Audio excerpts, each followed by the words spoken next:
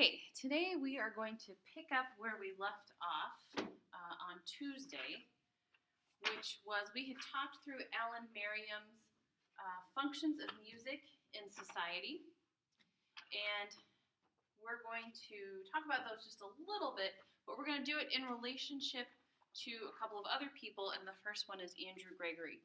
So just as a recap, Alan Merriam, world's first ethnomusicologist, found that there seemed to be about 10 functions of music within a society. Okay? And this is his book that was published in 1964. This is the gray book that is on reserve in the library. And you will need this information if you're a music therapy student for the board certification exam. And if you are not a music therapy student, but you are in this class, you will need it for the next quiz. So please do copy off that chapter that is on reserve. The 10 functions are, very quickly, emotional expression, aesthetic enjoyment, entertainment, communication, symbolic representation, physical response, enforcing of social norms, validating social institutions or religious rituals, contributing to the continuity of culture, and integrating into society. Okay, those are the 10 Merriam functions. And now what we're going to do is we're actually going to talk about two other authors and you'll notice that there are a lot of similarities here. Okay, the next author that we're going to talk about is Gregory, and this is from the Green Book, The Social Psychology of Music, edited by Hargraves and North, and you will also need this chapter. This is chapter 7 by Andrew Gregory. And Gregory says that there actually are he has some different ideas about roles of music in society. And what I want you to notice is while there are differences, there actually are not that many differences between Gregory and Merriam. So quickly, Gregory had 16 functions of music within a culture, within society. And so his first one was lullabies. Okay, when we talk about music being an invariant, so remember, music is an invariant and not a universal. An invariant is something that every culture that we know of has, but expresses it differently. A universal is something that not only does every culture have, but they express it in the same way. Okay, so Gregory said that every culture has lullabies, and as far as we know, every culture does. What's interesting about the music of a culture, and specifically about lullabies, is that lullabies, there's been some research done on this, that lullabies are very reflective of the speech patterns that are used in a particular language. So French lullabies sound uniquely French because they are reflective of the French language. American lullabies are a little bit harder to come by because we take a lot of our lullabies from other cultures, but they sound uniquely American. German lullabies are uniquely German. The music tends, specifically for lullabies, tends to be very reflective of the language that is spoken within that culture. So lullabies, games, work music, dancing, storytelling, ceremonies, battle, and if you've read or if you are reading The World in 6 Songs by the guy from Canada, then you'll notice actually one of the chapters is about music and battle. Communication, personal symbols, group identity, salesmanship, healing, trance. Healing is a big one for music therapists. Trance, we could also call this altered states of consciousness, that people in cultures use music to enter into altered states of consciousness. Personal enjoyment, court music, and religious music. And so I want you to start to notice some of the similarities here, right? Merriam talks about aesthetic enjoyment. Okay, well, there you go. So we have a similarity here. Entertainment could also go along with personal enjoyment, as certainly could go along with the games. Okay, so we see some overlap there. Communication, that's actually exactly the same. Symbolic representation, well, we see symbols there, but of course Merriam is talking about things in addition to just personal symbols. He's talking to larger cultural symbols as well, but we could certainly include that with personal symbols. Physical responses, right? That's what we're talking about with work music. The whole idea with work music is that we use the music to structure time and to structure our movements so we get stuff done. And we do this all of the time. We use music when we have to clean our houses or clean our dorm rooms or apartments, wash our cars. We use it to help structure time when we're doing physical activity like running or other forms of exercise. That's work music. We use that to structure the time and help and structure our movements in doing the work. We saw this a lot, call and response, with slave labor in the United States. They used work music. Okay, enforcing of social norms, well, that certainly has implications. So Gregory talks about group identity. We could also make that the integration into society. We can make a connection there, and enforcing of social norms. Okay, and then we have validating social institutions and religious rituals. We're going to talk about one other person today, and you'll see that religion comes up for him as well. Continuity of culture, again, relates to group identity. How do we transmit the culture from one generation to another? That has a lot to do with the group identity. So even though there are some differences between Merriam and Gregory, the overarching themes are actually very similar. The only ones that we don't see included in Merriam that we do see included in the Gregory are things like salesmanship, battle, healing, and trance, and then court music. That also is not included here. But we could make the case that things like salesmanship and battle and court music all fall under, they could all fall within like social norms or continuity of a culture or the integration of society. All of those can certainly be there. The integration into society and the group identity, probably the easiest way to think about this, and we talked about this a little bit the other day, is to think about teenagers and early adolescents, right? A lot of their identity is completely, maybe not completely, but is heavily influenced by the music with which they identify. Okay, so we have Gregory. Now we're going to move on to one more person. And that person is somebody that's really important, especially for music therapists. And that's Ethayer Gaston. And on Blackboard, you will see that it says Gaston and Sears. So you have a reading from Ethayer Gaston and you have a reading from Sears. They're from the old original music therapy textbook. The Gaston chapter is called Man and Music. So don't be offended by the very male-centric language that is used. It was a different time. So Gaston talks specifically about why music can be a therapeutic medium, why we can use it in a therapeutic way. And you'll notice that there's a lot of crossover between, just as there was a lot of crossover between Gregory and Merriam, there's a lot of crossover between Gaston and Gregory and Merriam. So the Gaston talks about, these are not actually in the specific order that they are in the chapter, but Gaston talks about several different ways that music can be used and reasons why music can be an effective therapeutic medium.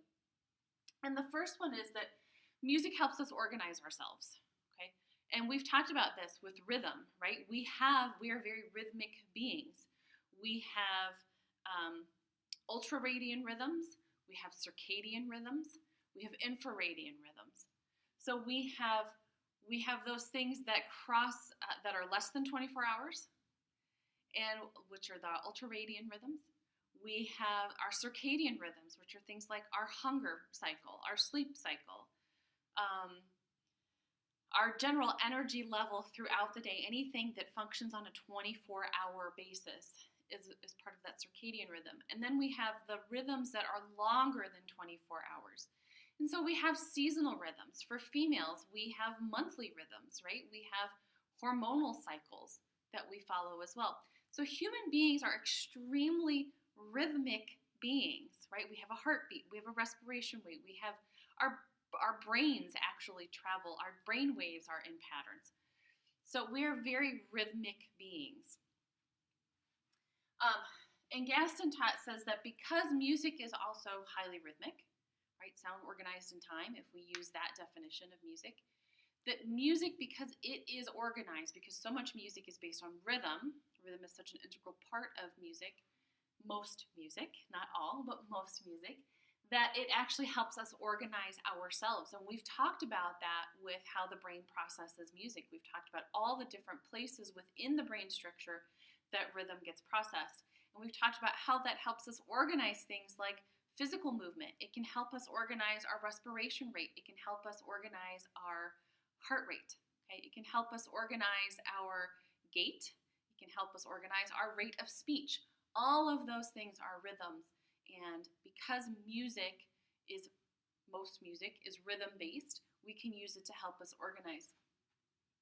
It also keeps us organized in reality, because even though John Cage's 4 minutes and 33 seconds, right?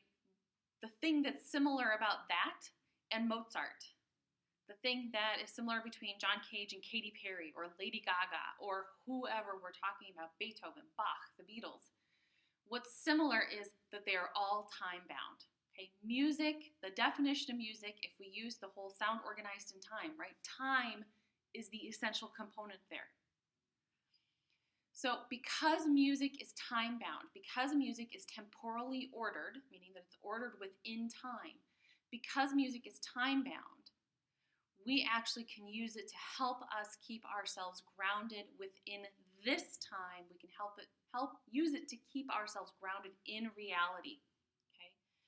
And we see that, right? We see changes in brainwave patterns when we put groups of people together in an ensemble and we have them play instruments together or sing together. We see their brainwaves entrain together. We see their brainwaves become temporally ordered. When we have people who are actively hallucinating, right? If we have people who are actively psychotic, what this means, this time-bound, this temporally bound aspect of music means that theoretically then we can use particularly live music to help us ground people in reality. Okay? We can use it by actively making music with people, having them also interact with us musically. Or, in some cases I've used it where I was the one who was making music, but I had a client who was there who was actively psychotic, but because the music was live and we got that vibrotactile stimulation too, remember that's another component of the sound signal, we've that vibrotactile stimulation, that we actually can use that live music to help ground people in reality. That's what Gaston is saying. And we see that, right, with not necessarily mentioned that way, but in a similar way. When we talk about organization and grounding in reality, right, we can make a case that that is also associated with physical responses. Okay, so we can see a crossover with the Miriam. We can see a crossover with the Gregory, where we talk about work music and dancing and battle, right? Those are things that help music, because it is organizing, because it keeps us grounded in reality, we can make a case that there's a crossover. We can see similarities with the Gregory and the Miriam. All mankind has need for aesthetic expression, as Gaston is known to say, known to write. Well, that has exact crossover, right? So we see aesthetic expression here. That's actually number 2 from the Miriam list. Okay. Aesthetic expression, we said, could go along with enjoyment. Over here, personal enjoyment. The thing that Gaston says, though, that is a little bit different from Gregory and Miriam, they both say it in their writings, but it's not necessarily listed specifically. And this is why music is an invariant and not a universal. And what Gaston says, the exact quote is that the cultural matrix determines the mode of expression. And what that means is that every culture has their own music. So we've talked about this before, and there are examples for you to listen to on Blackboard under Music and Anthropology. Listen to Chinese opera. Does Chinese opera mean the same thing to you that it might mean to somebody who is from within that culture? Probably not. That's also probably not how you would choose to necessarily express yourself. Partly because unless you grew up in that culture, or you grew up in a culture where you were exposed to microtonal music, you actually don't have the neurological capacity to hear that music in the way that it's necessarily written, right? You also don't have the cultural context for that music. So that's something else that you're missing, okay? Now, the music that you listen to, the music that is important to you, is also going to be a product of the culture in which you grew up. And that culture includes things like your racial and ethnic background. It includes, if you grew up in the United States, it includes where in the United States you grew up. Even within a state like this, we have different pockets of culture, right? The culture in a large city is going to be different than the culture of a very small town. So all of those things play a part in your culture. It also has to do with what's your religious background. Okay? What is your religious background? Not just your religious background, but the religious background of the people who raised you and the people who raised them. All of that feeds into your culture. In your culture, the thing that makes you uniquely you, one of the things that makes you uniquely you, also determines how you express yourself in music. And so what Gaston is saying is that in order for us to be able to use music as a therapeutic medium, we need to understand the cultural context of the music. And we'll talk about this more after we come back from spring break. So the cultural matrix determines the mode of expression. Keep that in mind. That is why music is an invariant and not a universal. So an invariant is something that every culture does, but they do it in a very culturally specific way. Whereas something that is a universal means that not only does every person do it, and potentially animals, but they all do it within the same way. Okay? That it's culturally specific. And we actually could make the case that, all of these things, all of this actually is very culturally specific. So music and religion, this comes up, multiple times. So all three of our authors for today talk about music and religion. And Gaston says that music and religion are integrally connected, which they are. There are very few religious practices that do not include music in some specific way, right? There are pockets, especially of Christianity, that practice silence, but they also still use music. So it's music and religion are integrally connected. We see this across religions too, right? It doesn't matter if it's a Western religion, Judeo-Christian, okay? It does not matter if it's an Abrahamic tradition, or Buddhist, okay? Or, I'm drawing a blank, but so when we talk about, Hinduism, Buddhism, Christianity, Judaism, Islam, Native American traditions, American Indian traditions, all of the different religious traditions that we see across the world, with a few exceptions, so I shouldn't say all, but many of them, most of them, an overwhelming majority of them have their own specific music that they use. So music and religion does cut across these three authors, okay? So we have Miriam talks about validating social institutions and religious rituals with music. Gregory specifically says that there is religious music in cultures. And then Gaston talks about music and religion being integrally connected. Communication is something else that comes up, right? So Gaston says that music is communication. It is a way of communicating with people. And that's also true for Gregory. And then it is also true for Miriam, right? All three of these authors talk about how music not only can facilitate communication, but music is communication. And for those of you who took Introduction to Music Therapy with me, you'll remember way back many years ago, there was a day where we sat down in class and I don't remember who it was, but I had somebody come up and we just improvised on the piano. And we had a conversation on the piano without using a single spoken word, right? So we have all seen ways that we personally use music as a communication device. There's the quote, oh shoot, I can't think of who it is. I think it's actually up on my door, and it says, next to silence, the closest thing that can express the inexpressible is music. And I think we see that, we experience it on a personal basis. Keep in mind too that music also is very clearly used to communicate things, right? There are battle cries that mean different things. There are trumpet tunes that mean different things. So there are very specific ways that we use music to communicate. And a lot of that has to do with, military and religion. Okay? There are specific social institutions where music is used very clearly to communicate some information. Gratification, right? We could see this. This actually can go along with personal enjoyment. Okay, gratification, personal enjoyment, entertainment, aesthetic enjoyment. Gaston also says that making music is a gratifying experience. And you're all music majors or music minors, or associated with the music department in some way, shape, or form. And so I don't know that you would continue to put in the hours of practice, that you would go to class, that you would continue to invest as much energy into music as you do if you didn't find it gratifying. And we see that, right? When we work with clients, and especially when we actively make music with people. Danielle's been working in adolescent psych, and she and Josh have been focusing on active music making within that particular setting. It's extremely effective with the groups that they've had.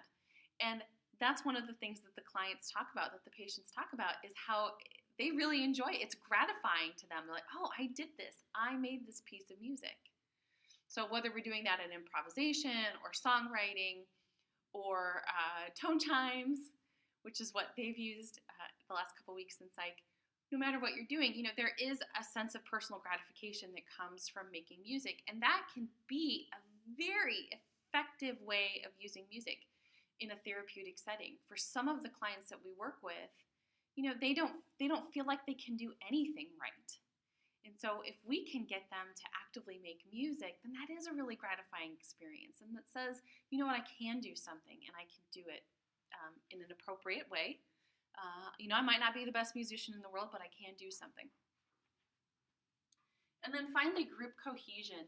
And this goes a lot, right? We have group cohesion, group identity, personal symbols, integration into society, continuity of culture, all of that. Enforcing of social norms. And what Gaston, in this group cohesion, what Gaston is saying is that, making music together, not only is it gratifying, but it also helps us solidify our group identity. And he actually says the potency of music is greatest in the group. That individual music making is fine and dandy, but if we really want to get the biggest bang for our therapeutic buck in music therapy, that really what we need to do is focus on group interventions. Now, that's not always going to be appropriate, but in some circumstances it is, and we can certainly see how, group music making, when you have a group, you can do things like, create full chords with tone chimes, or you can have, all kinds of different timbres going in a drum circle. You could have all kinds of different timbres and harmonies and things going in a group that's singing. So there is, so we do see that there is, that music can be quite potent when we use it in a group. That's where we're going to stop for today. We'll pick it up when we come back. But make sure you have these 3 readings done. Make sure you've read the Merriam. Here is the Merriam. Make sure you've read the Gregory. Here's the Gregory. And then the Gaston and Sears are both on Blackboard, and it actually says Gaston and Sears. Print those off. Make sure you keep them. For those of you who are music therapy students, they will absolutely be on your board certification exam. And as I said before, if you're not a music therapy major, it will absolutely be on the next test. I will be asking you questions about comparing some of these things, comparing and contrasting these 3 authors in particular. So and what I want you to do, you need to work on your lyrics for the midterm over break. When you come back, you are supposed to have a draft of lyrics. So start summarizing the things that you've learned. How does music, maybe you're really interested in how music affects the human body or how the brain processes music or physiological responses to music. Focus on that. What we'll do is we'll take those lyrics and we'll decide to either write a new song or we'll be piggybacking. We have about a week to get that thrown together so we can make our music video for your midterm. And then we'll kind of keep going with this. All right, so look at the examples that are on Blackboard, read the book chapters, work on your lyrics over break, and I will see you in a week and a half.